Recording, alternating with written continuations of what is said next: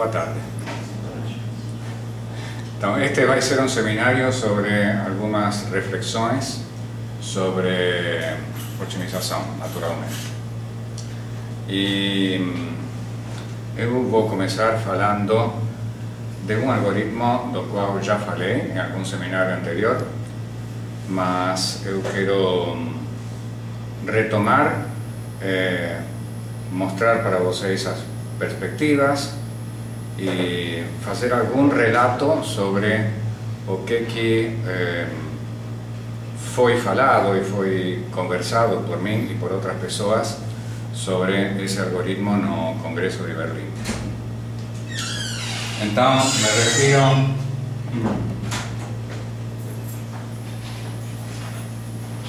me refiro ao algoritmo SPG, Spectral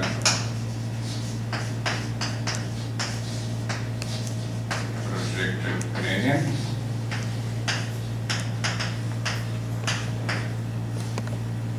Vários de vocês já ouviram falar e sabem perfeitamente de que se trata, mas eu acho que as reflexões que eu vou colocar agora sobre o SPG são reflexões que vocês ainda não ouviram.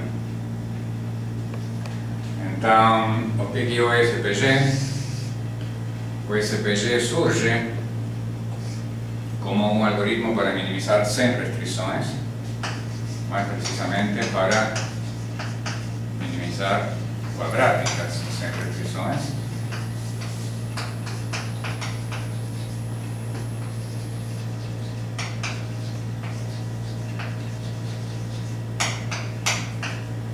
Ele surge de uma maneira muito curiosa, porque lá em 1997, Barzilai e Borwein criam esse algoritmo e provam apenas que o algoritmo converge para minimizar quadráticas de duas variáveis.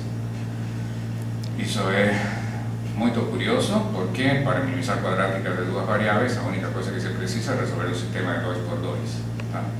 Então, se a gente fosse ser cínico, poderíamos dizer que publicar um algoritmo para minimizar iterativamente uma quadrática de duas variáveis pareceria que você mereceria ganhar aquele prêmio Ig Nobel, porque teoricamente uma criança da oitava série sabe minimizar uma quadrática de duas variáveis, sabe resolver um sistema de 2×2. Entretanto,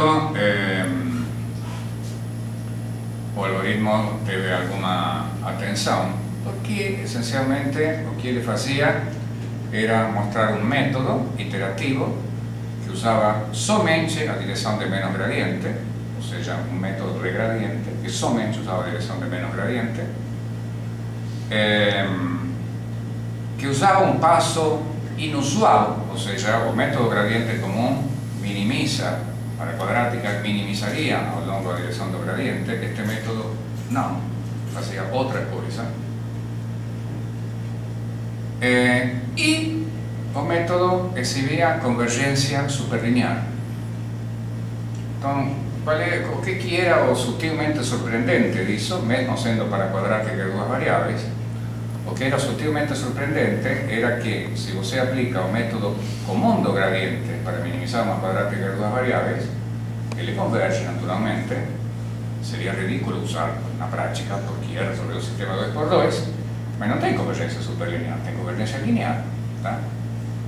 Se você tem uma quadrática de duas variáveis, as curvas de nível são elipses, então, se você começa por aqui, usa a direção de menos gradiente, o passo tradicional de minimizar a quadrática ao longo da direção vai fazer isto, depois vai fazer isto, vai ter um comportamento tipo zigue-zague, vai convergir a solução, mas em zigue-zague, e se você faz as contas, vai ver que isso tem convergência não superlinear, mas linear, dependendo dos autovalores, uma taxa de convergência que depende dos autovalores dessa quadrática. Isso está em todos os livros tradicionais.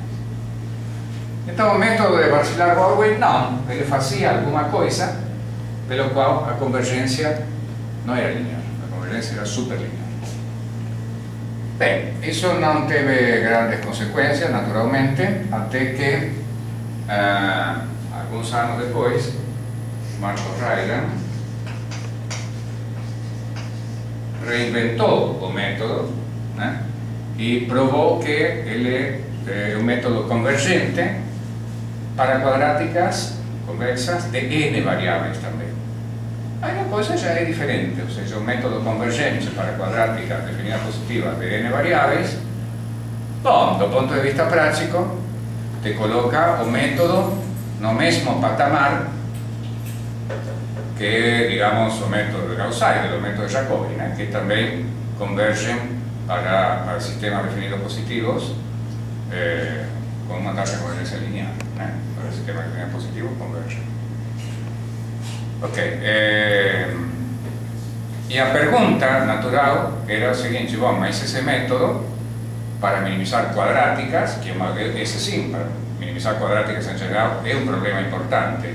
E é uma coisa importante que exista um método iterativo para isso, porque um método direto para uma quadrática enorme pode ser inutilizável. Então é bom que exista um método iterativo.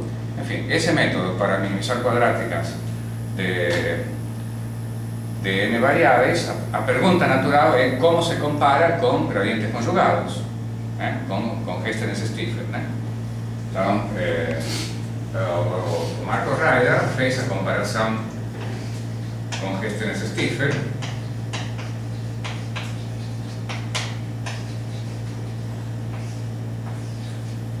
gradientes conjugados e para quadráticas, e verificou que na prática, tá? Embora certamente o método Barcilar-Borwein era muito superior ao método gradiente previsional, muito superior, ele não era competitivo com gradientes conjugados, né? Para minimizar quadráticas, gradientes conjugados é melhor que Barcilar-Borwein.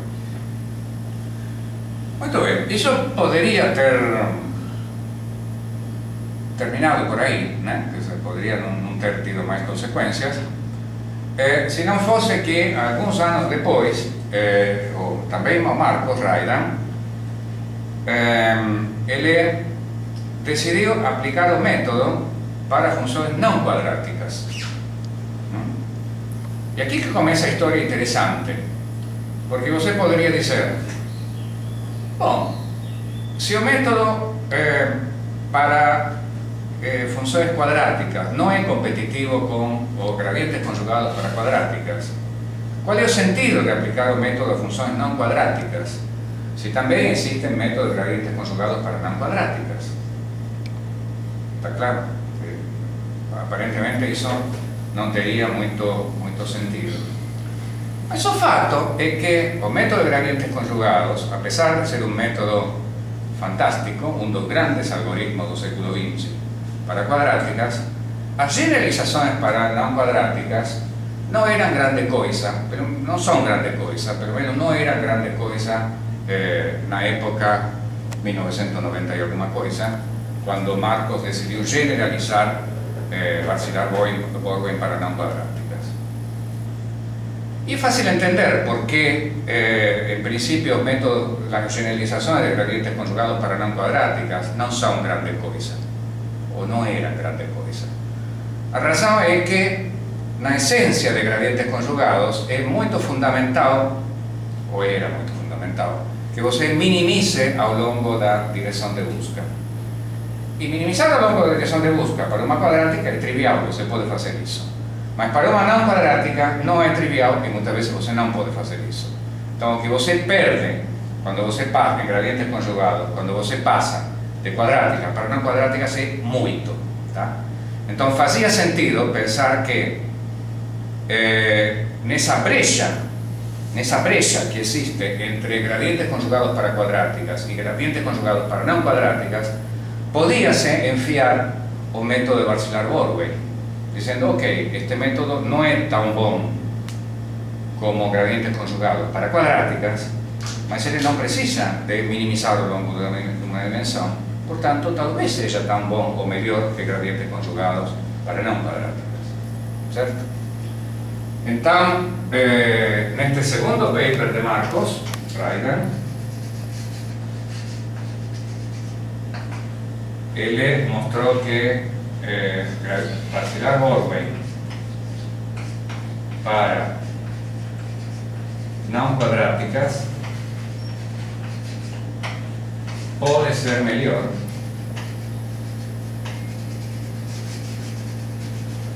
que gradientes conjugados para não quadráticas. Enfim, em um conjunto razoável, mas limitado de experimentos, foi melhor. Efectivamente foi melhor. Muito bem. Então, isso motivou, vamos ver se nos aproximamos ao ponto onde nós estamos agora, isso motivou que a gente pensasse bom, como generalizar esse método não apenas para problemas irrestritos, até aqui estamos no mundo irrestrito, tá? Mas como generalizar esse método para o mundo restrito, tá? Para problemas com restrições. O método SPG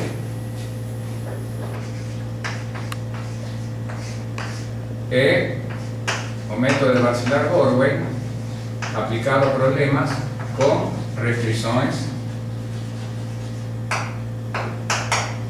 convexas, e esse é o método que fizemos com Ernesto Virgin, eu e Marcos Reirán no ano 2000. Bom, muito bem. Qual é a essência do SPG? O método, um método de tipo gradiente para restrições convexas. A essência é supor que você sabe projetar no conjunto onde você está minimizando. Ou seja, se trata de minimizar uma função restrita a um conjunto convexo, onde você sabe fazer a projeção do ponto de um ponto qualquer no conjunto convexo. Essa é a essência da coisa. Então, vamos fazer um pequeno desenho. Imaginem que seu conjunto convexo é este conjunto que está aqui. Tá? Então, o que o método SPG faz? Bom, suponha que começa por um ponto por aqui. Tá? Aí ele pega um passo na direção do menos o gradiente, suponhamos que este aqui é menos o gradiente, tá?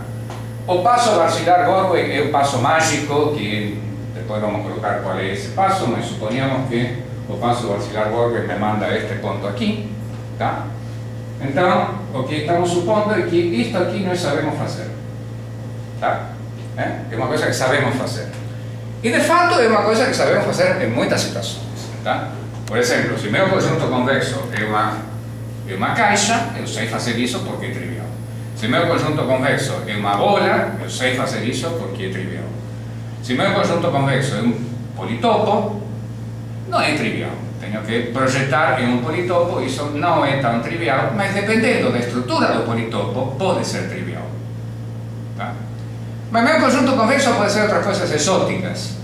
Por exemplo, pode ser o conjunto das matrizes definidas positivas, semidefinidas positivas. Tá? Se eu tenho uma matriz, eu sei projetar no conjunto das matrizes semidefinidas positivas. Se eu tenho uma matriz simétrica, eu sei projetar no conjunto das matrizes semidefinidas positivas. Como é que é? Faço a decomposição espectral, tá? A decomposição que é transposta, tá? E os autovalores que são menores que zero, coloco zero. E essa é a projeção. Tá bom? Essa é a projeção. Então, eu sei fazer isso. Existem algoritmos para fazer a decomposição que é transposta de matrizes simétricas muito bons, né? Quer dizer, no LAPACK tem algoritmos muito bons, como que chama aquele pacote? Bom, esqueci o nome agora, outro pacote que faz autovalores, bom, esqueci. Bem, o LAPACK, por exemplo, tem algoritmos muito bons, né? Quer dizer, basicamente você pode pensar assim, da ordem das coisas. Você faz a decomposição QD, que é transposta de uma matriz de 1000 por 1000 num computador como provavelmente alguém de vocês tem aqui na bolsa, ou que tem em cima da sua mesa. Você faz essa decomposição na ordem de 1 segundo, tá? 1000 por 1000, 1 segundo é uma estimativa razoável, né? Então você consegue fazer coisas interessantes, porque se você tem um problema, suponhamos que se você tem um problema de 1 milhão de variáveis, mas onde as suas variáveis formam uma matriz de 1000 por 1000 e onde a sua restrição diz que essa matriz tem que ser definida, sempre definida positiva, bom, esse processo de você projetar, você faz em 1 segundo. Tá bom, 1 milhão de variáveis, uma interação que essencialmente demora 1 segundo, não parece tão ruim assim, né? Quer dizer, ontem mesmo eu estava fazendo alguns experimentos. Às vezes é bom fazer experimentos práticos porque te ajuda a entender como são as coisas na realidade, né? Então eu fiz exatamente esse experimento fazendo o método SPG para minimizar uma função qualquer. Coloquei uma generalização da função de Rosenberg, né? E rodei para ver o que acontecia, colocando a restrição definidas positivas, e a convergência foi bem razoável, ou seja, em 16 minutos, né? No meu computadorzinho que eu tenho lá em casa, que é assim pequenininho, né? Quer dizer, ele resolvia o problema. Então pensa, bom, um problema de 1 milhão de variáveis tem um aspecto interessante. Tenham cuidado, não se deixem enganar com essa história de que, bom, como é um problema de 1 milhão de variáveis, 16 minutos é uma coisa muito boa. Às vezes você tem um problema de 3 variáveis, onde você não consegue resolver nem em um dia. Então, não é verdade que, sei lá, pelo número de variáveis você tem que deduzir qual é o tempo que tem que demorar um problema. Você não sabe, essa coisa é muito não linear, né? Em problemas lineares, tudo bem. Em problemas não lineares, a coisa é muito imprevisível, né? Mas a impressão é agradável, né? Pensar que você pode resolver o problema de 1 milhão de variáveis em 16 minutos. Se eu tiro a restrição positiva definida, semi-definida positiva, ou seja, se eu minimizo simplesmente a função sem restrições, com o mesmo algoritmo, o algoritmo também converge, só que em quanto tempo? O que você chuta? Com a restrição semi-definida positiva, 16 minutos. Sem a restrição definida positiva, quanto? Quanto, Tadeu? Vai lá. 12 minutos. Não, 4 segundos. Há muita diferença entre ter a restrição e não ter a restrição, ok? Bom, então este método que nós publicamos no ano 2000 é um método que se popularizou, né? Se popularizou bastante, né? Quer dizer, um método conhecido, bem conhecido pela comunidade. Ernesto Virgin deu uma comunicação lá no Congresso de Berlim, onde ele fez um levantamento de problemas práticos aos quais o SPG tinha sido aplicado durante estes 12 anos. Tá? E os problemas são muitos, né? Tem muitas aplicações na engenharia, nas engenharias sobretudo. Notavelmente, ele tem sido aplicado com muito sucesso ao problema a família de problemas de compressive sensing, que você deve ter ouvido falar, imagino. Deve ouvir falar. De compressive sensing, tem um pacote computacional por pessoas bem conhecidas na área de compressive sensing, um dos autores que me lembro é Stephen Wright, onde ele usa o método SPG para resolver os problemas básicos que aparecem na área de compressive sensing. Então isso é uma coisa bem atraente. Naquela comunicação de Ernesto em Berlim, ele fez uma revisão de aplicações onde ele incluiu, né, o problema de compressive sensing nas aplicações que ele revisou. Bom, muito bem. Então qual é o passo? Qual é este passo mágico aí do método de Bar-Sillars-Gourville?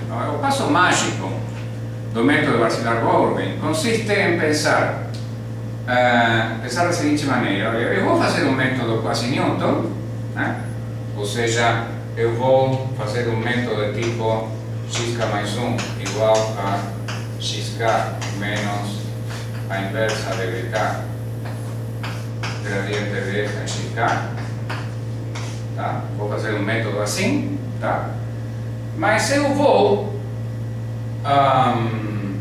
fazer um método muito barato deste tipo. E como quero que o método seja muito barato, o que eu vou sugerir é que a matriz BK seja um número vezes a matriz identidade. Então, uma simplificação radicalíssima, né? É como se eu dissesse: bom, como você sabe, no método quasi Newton, o que a gente quer é que BK seja próximo da hessiana em f de xk. Eu quero isto.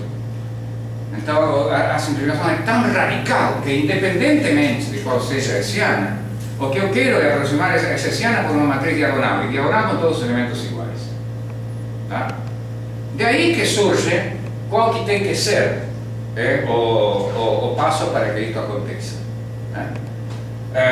O passo para que isto aconteça é o passo que resulta de a gente pretender que a equação secante bk mais 1 incremento sk menos yk, a equação secante é isto, que isto seja zero, é o passo que resulta de pedir que a equação secante, que não pode ser satisfeita, porque seria pedir que um único número satisfaça n equações, isso não pode ser, mas que seja satisfeita no sentido de minimizar. Então, se você se propõe minimizar a diferença entre bk vezes 1 sk e yk, sk é a diferença entre pontos, yk é a diferença entre gradientes.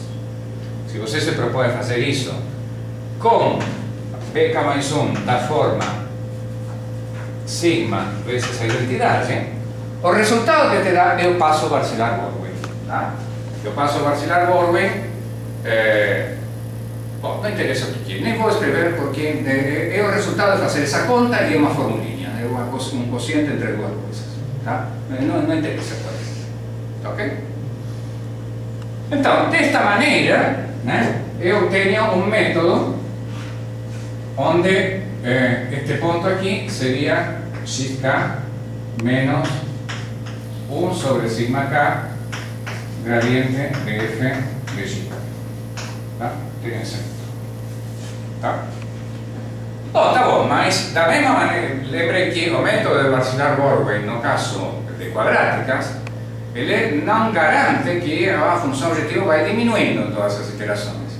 E no caso de quadráticas isso não me interessa, porque de todas maneiras, o que é maravilhoso do método é que você obtém a convergência apesar de que a função objetiva sobe.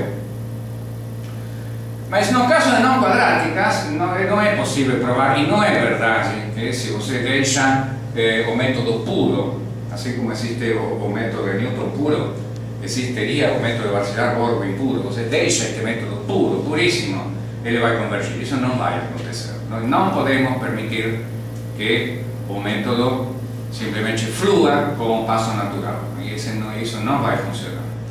Então o que se faz é incorporar uma busca unidimensional. Uma busca unidimensional significaria, bom, que eu encontro este passo aqui, encontro esta direção e eu faço um backtracking para fazer diminuir o valor da função objetiva. Só que se eu faço isso em todas as iterações, eu perco o charme do método puro, eu perco o charme do Varcillar-Borwein puro. Se alguma propriedade boa ele tem, bom, se eu fico com a mesquinharia de pedir diminuição em todas as iterações, vou perder essa propriedade boa. Então o que a gente faz, misturado com a escolha desse passo, é uma busca não monótona. Ou seja, em vez de pedir a diminuição da função em todas as iterações, pedimos que, bom, essencialmente, seria parecido a dizer que a função diminua cada 10 iterações. Tá?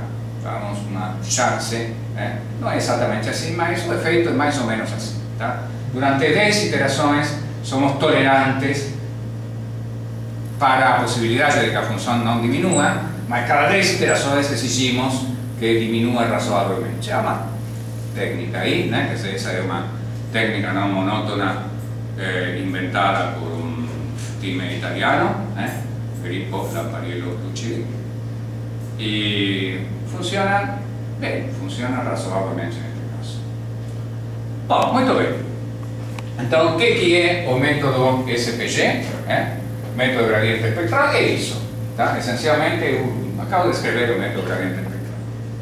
Você tem um conjunto convexo ômega, tem um ponto x0,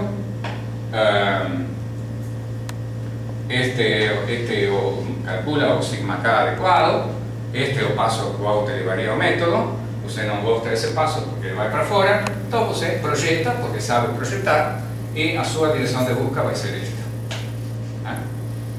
Esse é o método que eu usei para resolver esse problema que estava falando, que tem 1 milhão de variáveis, onde a restrição é, bom, a matriz de 1000 por 1000, que foi 1 milhão de variáveis, é semidefinida positiva, portanto, este omega é o conjunto de matrizes semidefinidas positivas. Logo, é um método muito simples. Talvez seja interessante colocar isto aqui, simples.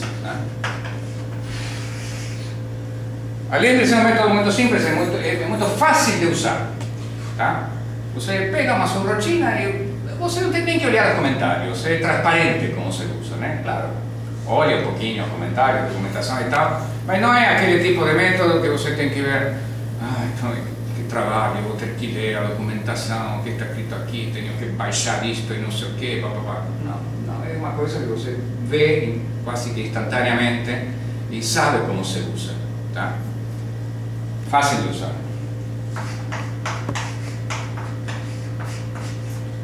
Não apenas é fácil de usar, quer dizer, o método é fácil de programar, né? Ou seja, com uma descrição de 10 linhas, uma descrição rigorosa de 10 linhas do método, você vai para a sua casa e programa. Programa em qualquer linguagem, em MATLAB, em Fortran, em C, em qualquer coisa. Ou seja, a pessoa que, por exemplo, está acostumada com o MATLAB, né? E diz, não, mas eu não vou me dar o trabalho de baixar um programa Fortran da página do Ernesto ou da minha e vou aprender Fortran para fazer um programa principal, aprender o mínimo de Fortran para fazer um programa principal, para rodar isso, ou usar a interface, sei lá, uma coisa com interface, sei lá, tem pessoas que não sabem como se usa, se a interface tem que ler, eu não sei. Tem que ler como se usa, não querem se dar esse trabalho. Bom, tudo bem, a pessoa com toda a naturalidade vai e diz, mas veja bem, vamos ver como é que é o método, vai programa, tá? Faz um programa. Ninguém com alguma experiência muito moderada de algoritmo numérico, de computação, pode deixar de fazer um programa que funcione do método SPG em 2 horas, 3 horas. 4.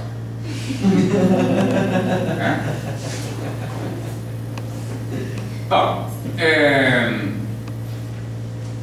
e então, digamos, a outra característica é o seguinte: o programa oficial, digamos assim, do método SPG é um programa nosso, né, que está, normalmente a pessoa baixa da página do Ernesto, também está na minha página, né,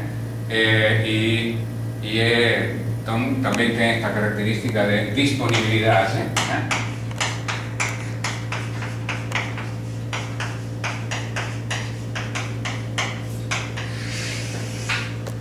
Vou colocar mais 2 características também, mais 2 características que não apenas o método é fácil de usar, o método também é fácil de reinventar.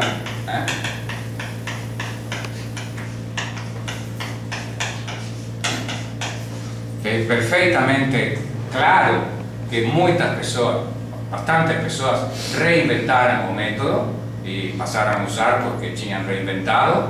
Algumas, depois de reinventar, descobriram que na realidade estava inventado e passaram a citar a sua invenção original. Outros não chegaram a redescobrir e continuam reinventando, mas enfim, isso a vida é assim. Mas é fácil, que es el que empezó a Ray Benton, y